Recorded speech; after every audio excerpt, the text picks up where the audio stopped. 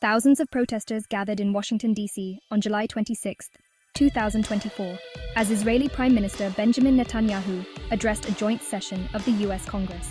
The demonstration, one of the largest ever seen against an Israeli leader on U.S. soil, transformed Capitol Hill into a sea of banners, chants, and passionate calls for peace and justice. From early morning, people from across the country, representing diverse backgrounds and beliefs, converged near the Capitol building. The air buzzed with anticipation and a palpable sense of anger and frustration.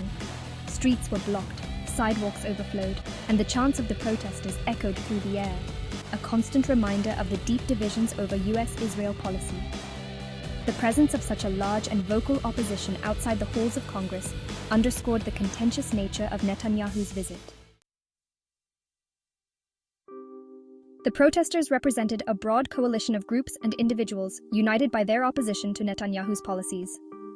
Palestinian Americans, angered by the ongoing occupation and the humanitarian crisis in Gaza, were joined by Jewish voices critical of Israel's treatment of Palestinians. Peace activists marched alongside human rights advocates, their messages of dissent interwoven into a powerful tapestry of condemnation.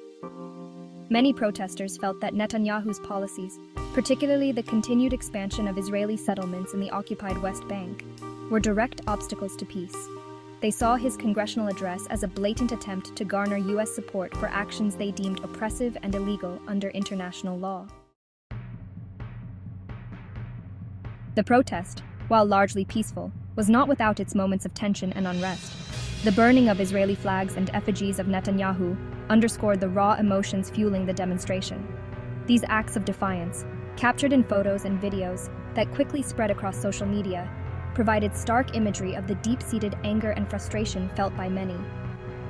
While most protesters remained peaceful, a small number were arrested for disorderly conduct, mainly stemming from confrontations with pro-Netanyahu counter-protesters or attempts to break through police barricades. These isolated incidents did little to overshadow the overall message of the demonstration, that a significant portion of the American public vehemently opposed Netanyahu's policies and the U.S. government's unwavering support for them. Section 4. Netanyahu's speech, A House Divided.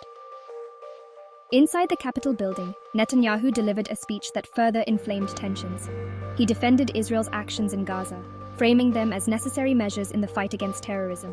While his words were met with thunderous applause from some members of Congress, others sat in stony silence, reflecting the deep divisions within the U.S. government over how to handle these complex issues. The speech, broadcast live on news channels across the country, served as a stark reminder of the partisan nature of the Israeli-Palestinian conflict in American politics. This partisan split further fueled the debate outside the Capitol, with protesters pointing to it as evidence of the need for a fundamental shift in U.S. foreign policy. Section 5. Troubled Waters, U.S.-Israel Relations, and the Gaza Shadow. The protests against Netanyahu's visit unfolded against a backdrop of increasingly strained relations between the U.S. and Israel. The Biden administration, while still affirming its commitment to Israel's security, had been more vocal than its predecessor in expressing concerns over settlement expansion and the humanitarian situation in Gaza. The recent escalation of violence in Gaza, which claimed the lives of both Palestinians and Israelis, had further strained ties, with the U.S. facing criticism from both sides for its handling of the crisis. Many protesters expressed frustration with what they perceived as a double standard in U.S. foreign policy, one that prioritized Israeli security over Palestinian human rights. They called for a more balanced approach, one that would hold Israel accountable for its actions while actively pursuing a just and lasting peace for both sides. The protests highlighted the growing discomfort among segments of the American public with their government's unwavering support for Israel, and called for a more balanced and just approach to resolving one of the world's most intractable conflicts. Whether these protests will lead to any concrete changes in U.S. foreign policy remains to be seen.